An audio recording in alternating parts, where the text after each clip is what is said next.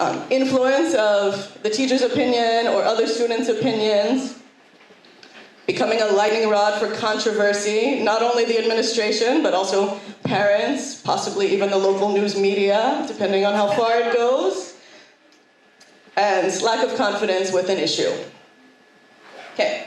However, I want to argue that being intimidated by these obstacles is actually a disservice to the students. It makes us seem a little superficial, possibly strained or mechanical, and we're not robots, we're people. Same for our students, so we want to recognize the humanity in each other.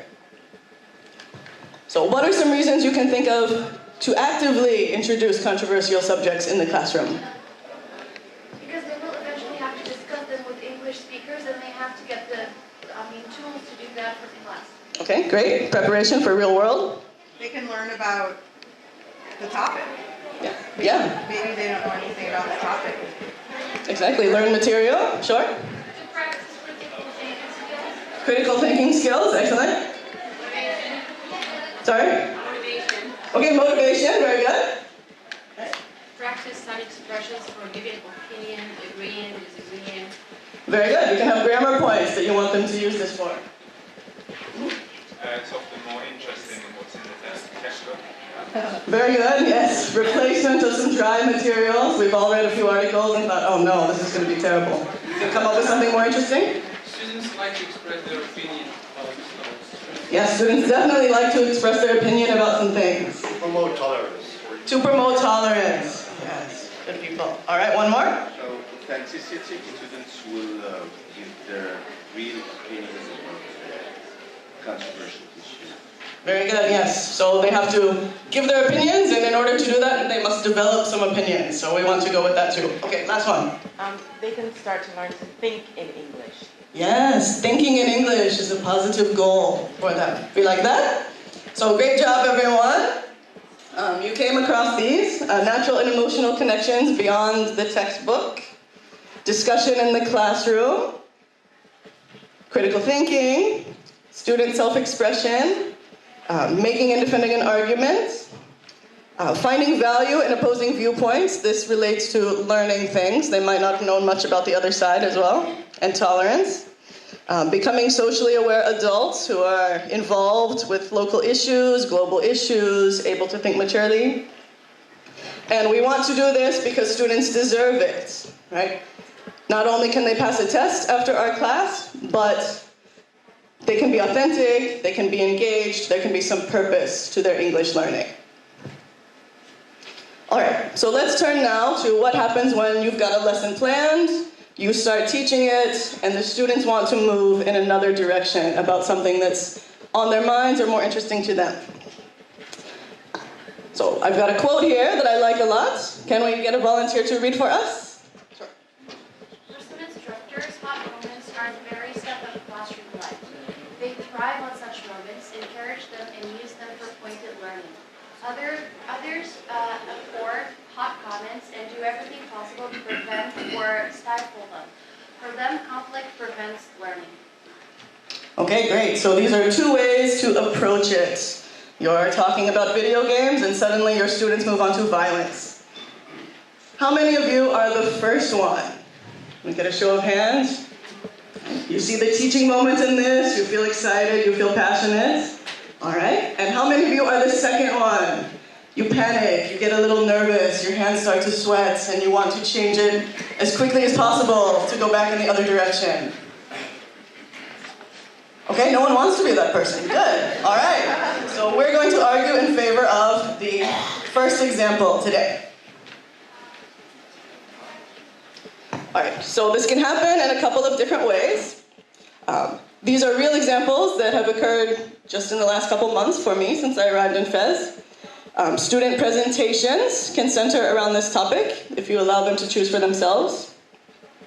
You might start off with typical class material that's in the textbook, and then the students evolve the discussion into a certain direction or make a certain comment. A different topic that you have for another activity can change into something else that you weren't expecting. Or students might just ask you, teacher, can we talk about X, Y, and Z? And they want you to respond to that in a positive way. So these are some examples of how it might come up. A couple of things to keep in mind, no matter how it arises. Students may not necessarily express themselves articulately, right? They may make a comment, they may say something that's not exactly what they mean.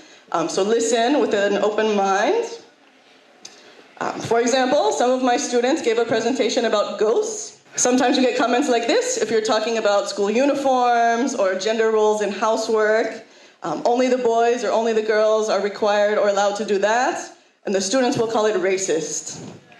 So sexist is different from racist. There are many forms of discrimination.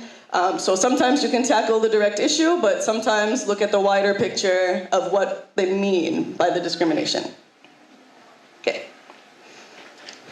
Additionally, no matter what, each student is a unique individual with their own viewpoints. So we don't know what background they're coming from necessarily, what experiences they've had, and what thoughts they hold.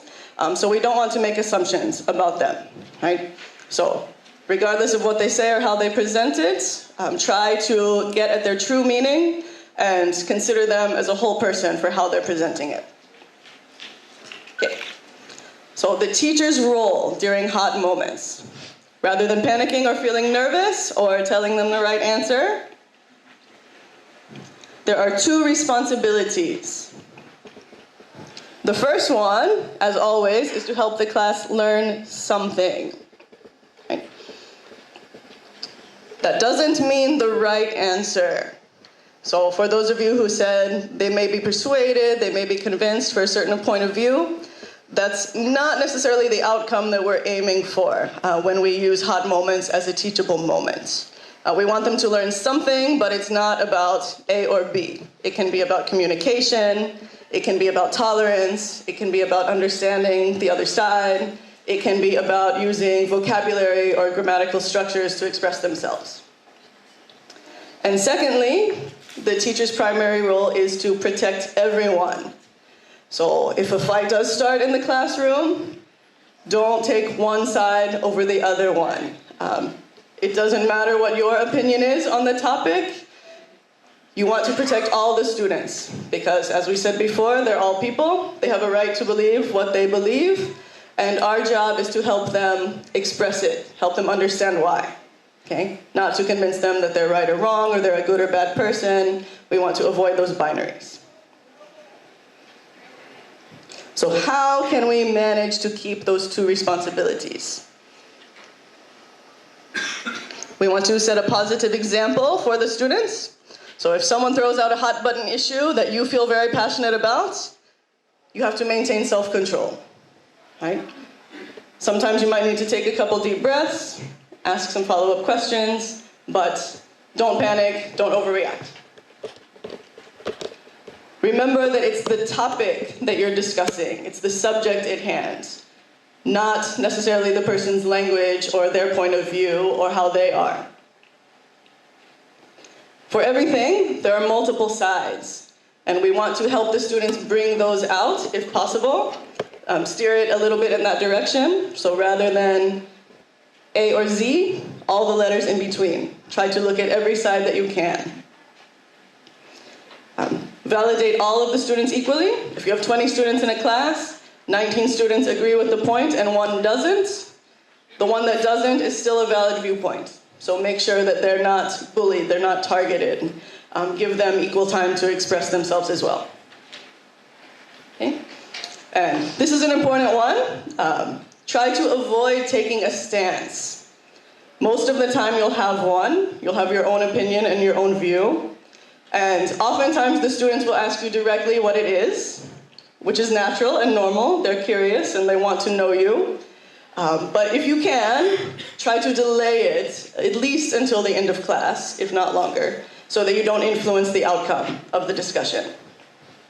Some students are afraid to disagree with the teacher, and we don't want to shut things off prematurely. That said, if someone does insult someone else, be sure to address that. Go back to the issue, have them rephrase it. If someone feels very hurt or very attacked, you'll need to address that, because if you don't, They might feel like they don't want to speak out in class anymore. They may not feel safe in class anymore. And the student who made the remark will feel that that is okay. And we can see lots of examples about that in the world. Silence can often equate to complicity, and we don't want to spread that into the classroom. Okay? Sometimes, right, it may get out of hand, you may run out of time, you may have to cover a certain point in the textbook, and it's not a good time to address the issue when the student brings it up. It is okay to say, we can't do this now, we'll come back to it later.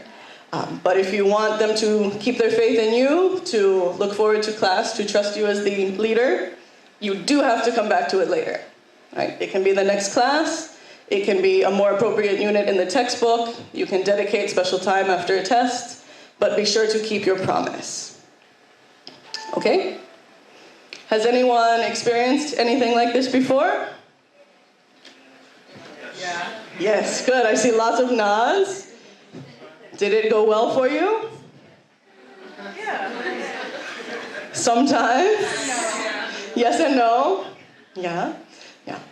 Discussions are organic, so sometimes we're more successful than others, and we get the outcome that we want or that we're hoping for, and sometimes not. But even if you're surprised, it doesn't mean that you failed. So we'll come back to that.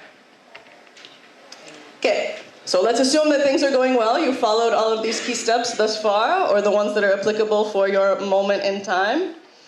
You can try to push things a little further. You can look at the discussion as it's happening and try to demonstrate a point. Okay? So for example, if students are talking about gender roles, you can look at who's doing the most talking. If they're analyzing who has control in a discussion, look at the students who are talking the most. Is there a pattern among them? And so on. Okay. We mentioned this in the previous session. If you've got an issue at hand and students feel strongly one way or another, you can ask them to argue in favor of the opposite point, or from the point of view of someone who isn't present, and get them to either defend or express or show something that they don't truly agree with. That helps them to see the diversity in things. Okay.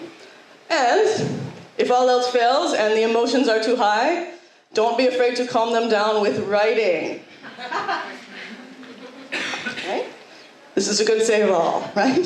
And everyone always needs writing practice. But writing helps everyone to calm down from a hot moment. It gives everyone a chance to participate equally and expressively at the same time, especially if a small handful of students are dominating the class. And it gives reflection as well. Students can summarize in their minds the main points, choose what's salient for them, and then you've got something to look at later on. And you can use it for other activities in the future if you are lucky enough for it to fit in. All right. So that's the surprise. That's what teachers usually fear the most. But if this goes well for you, or if you're a very adventurous person in the classroom, you might plan to discuss controversial topics on your own. So this, of course, gives you some more control over what the topic is and how you're going to do it. So let's look at some methods that you can make that a successful event and not a chaotic event. So one more important quote that we like. Can we get a reader? Come on. Okay, in the red? All right, thank you for being the dissident voice. We appreciate that, yes. So it's easy to say murder is wrong. And students won't have a very good discussion if you phrase it like that. They'll all say, oh, okay, it's wrong, the end, we're done, we got the right answer. But you can muddy the waters by saying, well, what about self-defense? What about euthanasia? What about this particular person with this particular incident, this particular point of view, in these circumstances, at this time, in this place? And ask them how that changes their view. Most of them will come up with more. They'll say something a little bit different. So that's what we aim to do when we plan to bring in a topic in class. Okay. Why might you do this? We know it's hard, but if you've had a conversation about something and you promised to come back to it? That's the first one. You must actually come back to it. So integrate it into your lesson plan. One of my favorite things to do on the first day of class after introductions is have students write down topics they would like to discuss. Anything and everything that pops into their head on little anonymous sheets of paper, and then I collect those. On the first day, that gives you time to align it with any grammar points or topics that you're going to have to cover during the lessons. And also, it gives you options for after quizzes, after writings, to do activities to de-stress, refocus, and things like that. You'll get a variety of topics. Some of them are simple and easy, some of them are silly, some of them might be quite serious. But this is a way to know that it's something your students are interested in and try to incorporate them. If you watch the news regularly, something might come up that addresses a point perfectly, or that you know your students will be excited about, or angry about, or sad about. You can use that and possibly replace a reading or replace a speaking activity in the book. If you know your students, as we all hope to eventually, you can pick topics that are particularly useful for them, something that you know they'll enjoy. Or you may have something that you feel passionate about and you're curious as to what your students might think about it, and if they'll view it differently from you, you can bring it in according to your own interests, or a number of other reasons. Okay. In short, find out what would be meaningful for the classes that you're teaching and search for opportunities to include them. There's an infinite number of varieties. So at the end today, we'll have a chance to look at how you might do it. Some formats that I've used before are replacement of textbook activities, the post-quiz and writing discussions. You can assign group presentations and give them a topic if you'd like to do that. Or if you are lucky enough to have this kind of time, you can dedicate an entire lesson to debates. Right? That's a dream for most of us. Mostly we don't have a free hour and a half, but you can incorporate it into something else. And naturally, you want it to go well. You don't want it to be a fight. You don't want to draw the attention of the director. You don't want the student to go home and get their parents angry at you. So we have 4 steps for you to prepare. Set the stage, embrace complexity, facilitate discussion with civility, and allow students to carry the momentum. This will give them ownership of the controversial topic and take the pressure off of you. So the first one, set the stage. How do you think you might do that? Okay, could be the seating, literally the stage. Others? Like having norms for discussion or community guidelines. Very good. Norms for discussion, community guidelines. Start with a story. Okay, a story. Yes, like that. Mm-hmm. Give them an article to read. Good. An article to read. Mm-hmm. Start with a picture. Good. Pictures, right? Open to interpretation. Videos. Okay. So preparation of your materials, essentially. Right? As you said, you can generate guidelines, essential rules for discussion that the class agrees on. This way, they're likely to follow them and not feel quite as ambiguous about what to expect. Usually, these will be things like one person will speak at a time, you're not supposed to broach certain topics, or one thing that I like to do is have a sort of talking device for when students get passionate. Can be a stuffed animal, can be your marker, can be a crumpled up piece of paper, but only the student holding this is the speaker. Right? That way if someone interrupts, you just point silently to the device. They'll go back to it. Of course, you want to introduce the topic neutrally. Don't start by saying, I agree that, blah, blah, blah. Just introduce the topic. Let the students explain what they know about it already, which may surprise you, and discover any relationships that they have to the topic. Could be past experiences, anything that illuminates any biases that might be in the room, and then you can keep that in mind when you're facilitating. It's a good idea to have a specific focus. If you ask students generally for ideas they want to discuss, you can get some really broad things, like immigration, capital punishment, right? Designer babies. And sometimes it's hard to know where to go with that. So you want to narrow it down just a little bit. Like, we're going to focus on this aspect of a particular topic. And our goal is to understand how many ways different family members could view it, for example. Okay. In looking at those different views, you want to embrace the complexity of an issue. So you'll have to tell your students time and time again, as I'm telling you time and time again, the main idea is not to find an answer. You're not looking for the right or wrong. You want the students to see the factors that are in play, the different ways of looking at something, and their goal is to decide their own view, be able to explain it, and argue for it with examples. Okay, so someone mentioned case studies before. So these are examples that you want to look at. Could be real things that happened, like articles or videos, and then analyze those in detail. Make sure you pick one that does not have a black or white view, right? Something that shows multiple aspects of it, multiple players. Okay. Avoid binaries. Right? Analyze all sides of it. Students tend to gravitate towards the moral, which is important, of course, but don't let them focus exclusively on moral and religious aspects of things. You can complicate it further by asking about social issues, the economic side of an issue, right? Somewhat political things, but be careful with that. Environmental aspects as well, and then look at everything that you possibly can. Different stakeholders, as we mentioned, and having them argue a stance that they don't necessarily agree with. So as many things as you can fit in to look at all of the details, all of the sides. It will enhance the discussion. Okay, civility. Civility usually means what to us? Kindness. Respecting others' opinions. Respecting the allotted time when speaking. Okay, respecting the allotted time as well. Discipline. Discipline, not making it personal. Good.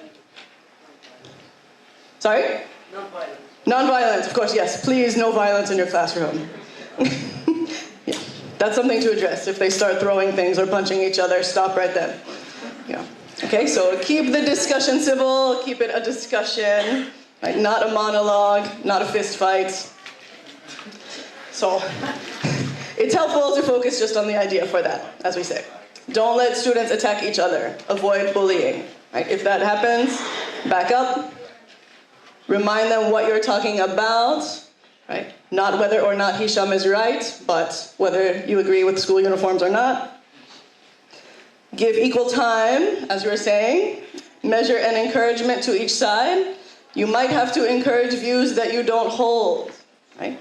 So if you hear a student making an okay point about the other side, ask them follow-up questions. Smile at them, nod at them.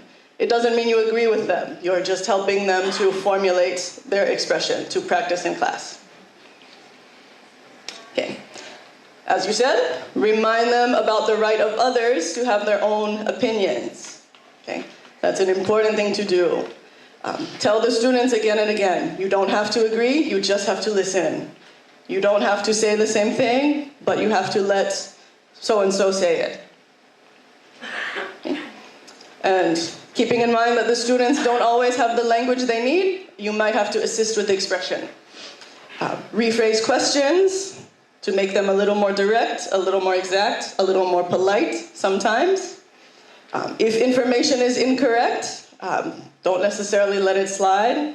If a student is throwing out statistics, is that a real statistic or is that just a number from their head? Right? Ask for clarification as needed. Okay.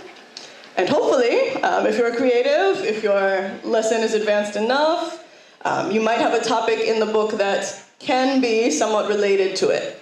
So draw the students' attention to that. Make sure that they make the connection, right? Not on their own. So if you're reading a news article, does it pertain to a grammar point? Can it replace the reading in the book? Does this have something to do with a past lesson, on the last exam?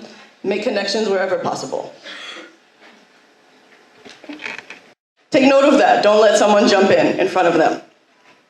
Sometimes quieter students need a little encouragement to speak, so don't let them be hijacked by someone more outgoing. Okay? And as we said before, this applies to planned lessons as well as the spontaneous ones. If they ask you for your own opinion, try to defer a little bit. Right? Sometimes they don't want to go on until you state it, but use your own judgment. Right? Be neutral if you can, tell them if you have to, but try to let them have their own conversation, their own activity before you insert your opinion into it. Okay? And finally, at the end, just as you would with most of your topics, summarize and encourage reflection. Go over the main idea, the arguments for and against both sides, and the key learning outcomes that you hope that they had. This can be done as a summary discussion, or again, it can be turned into a writing activity, or metamorphosized into another activity in the following lesson. It's up to you, or them, and the topic. All right, so hopefully you feel a little more confident about how to react to students bringing up controversial topics. You feel a little inspired about things that you might want to introduce into class in your own lessons. And some of you mentioned that you have already done so, which is great.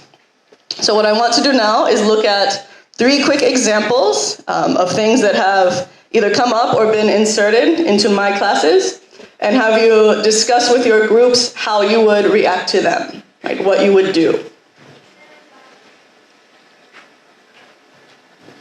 Okay, this is a new one from last week. An intermediate 2 student was giving a presentation. It happened to be about digital drugs. Maybe you are like me and you had absolutely no idea what that meant. Okay? Yes. So student ownership of the class, right? You can learn too, right? The teacher can be the student. So in this case, not only in this class, but in the following class, the same thing happened. The student explained what it was, how it worked, and then they started to compare, are digital drugs better or worse than smoking, or LSD, or other kinds of chemicals, right? It's great. So, if this happened to you, what would you do? So this was a presentation. This was a presentation, yes. The student chose the topic, of course, because I didn't know about it. Digital drugs, by the way, are sound recordings that they can listen to online with a certain frequency that's supposed to induce different mental states. So it could be for relaxation, it could be to mimic getting high, it could be for sleeping, all sorts of things. And they're supposed to listen to it blindfolded, according to my student, because if you can see, it disrupts the flow. But yeah, they're recordings that are supposed to mimic drugs, digital drugs. Okay? So 1 minute to discuss with your neighbors. What would you do in this case?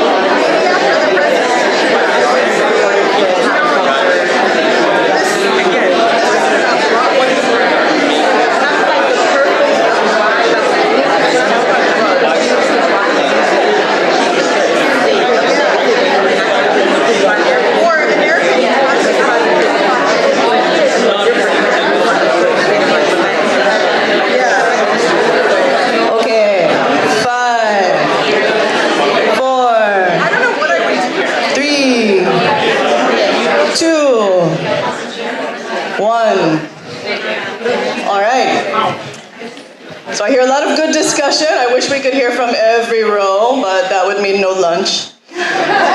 So we'll listen to 2 examples. See if you came up with some different things. Would anyone like to share? Okay. Okay, microphone. Yeah, don't be shy. So personally, I wouldn't have a problem with this if it were presented in an objective academic way. And I would supervise and make sure that the student was just talking about it objectively and make sure that it didn't derail into, I don't know, something out of control. Yeah, very good. Okay, yes, we wanted to avoid derailment for sure. Okay, one more.